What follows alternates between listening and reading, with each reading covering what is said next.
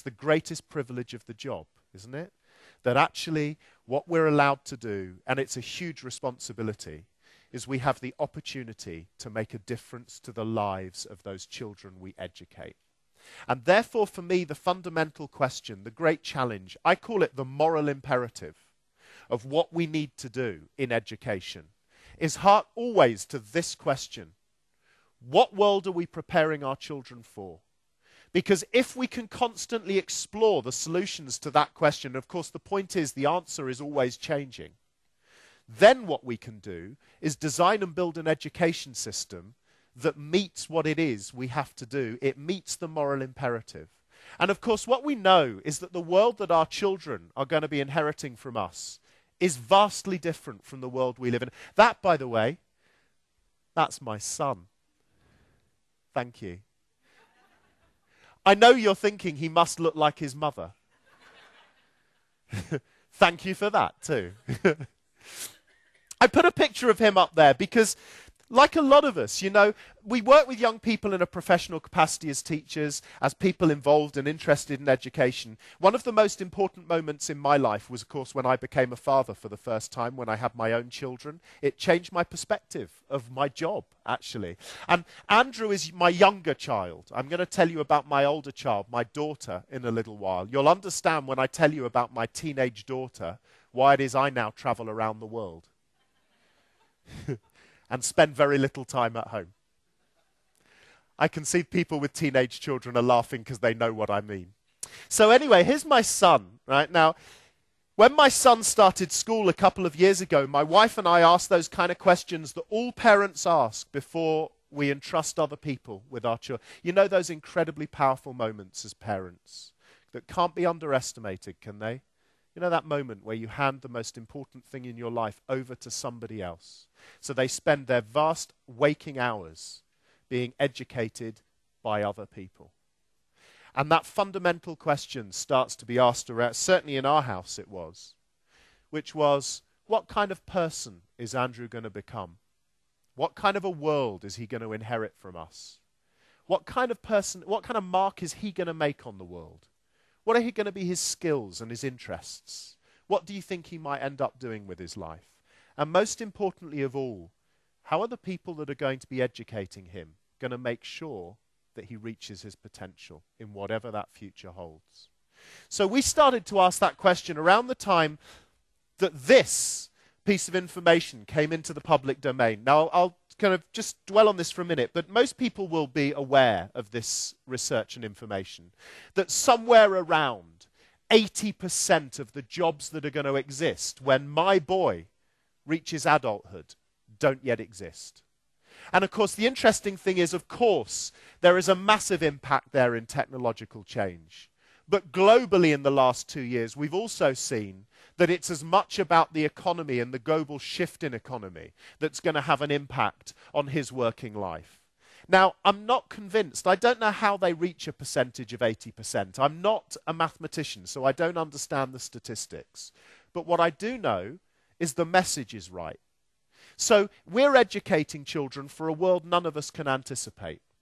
What we do know, of course, though, is that technology is going to be at the very forefront and core of that future. And it's going to transform the way we live and work. There's a really interesting, I don't know if you can read, don't worry if you can't read this. I found recently in Time magazine had done some considerable research, and they produced a list of the top 10 jobs that children starting school now will aspire to when they leave education. And I've just put them up here. I'll share one or two with you that I think are quite interesting. This is really good. Data miners. I'm going to be a data miner.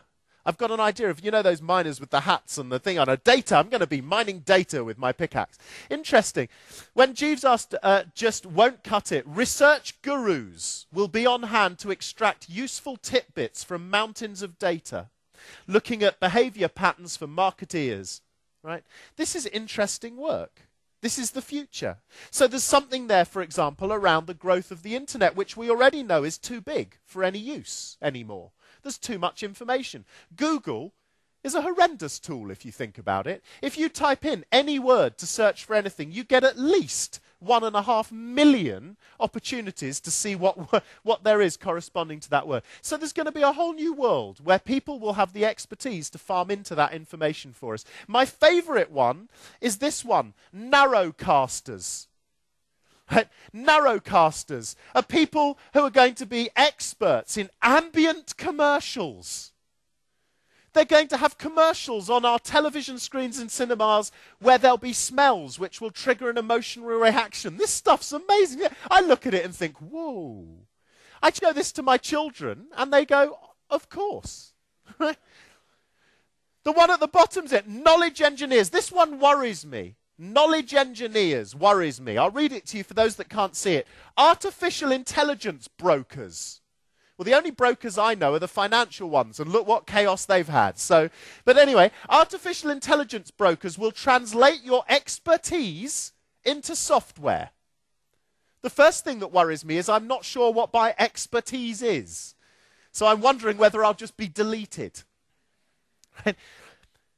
Expertise will translate your expertise into software, and this is the worrying part, and then downsize you.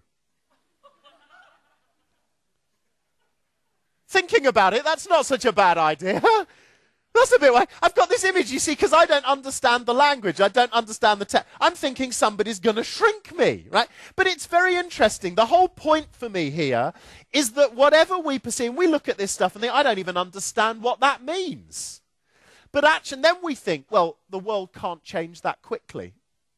And I take you back to the point I made a minute ago, about 30 years ago, who'd heard of the internet.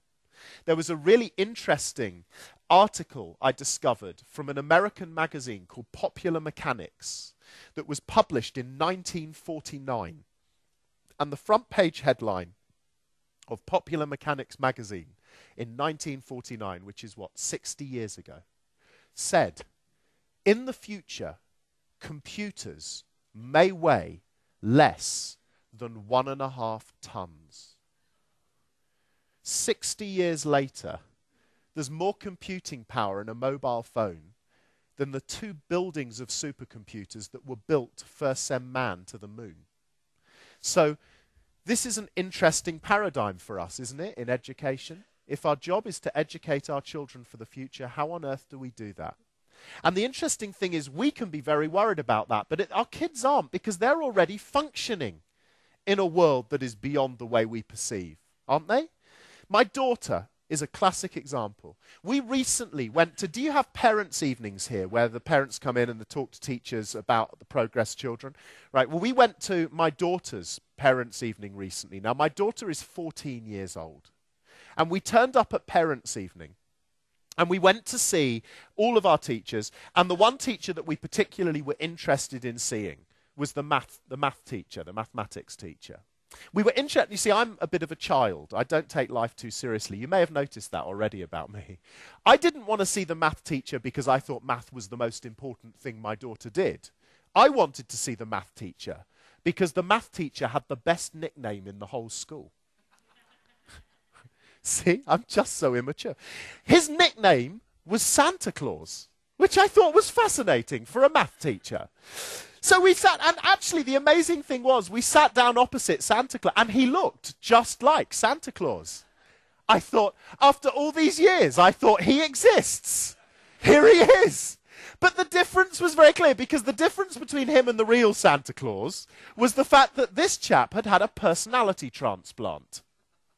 Right? Whereas Santa Claus, as I remember it, is a very happy chap, this man sat there, and we sat down opposite him, and he didn't look up from his notes. And he went, name? So I said, oh, sorry, Richard, and my wife was with me, Richard and Lynn Gerver. And he went, not your name, your child's name.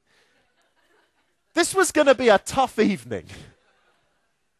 So I said, Bethany Gerver. He said, oh, Bethany. He got through his notes and he picked out the details on my daughter.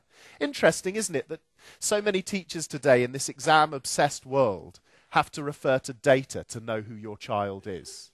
I remember when I first came into teaching, if you mentioned a name to me, I knew everything about that child as a person.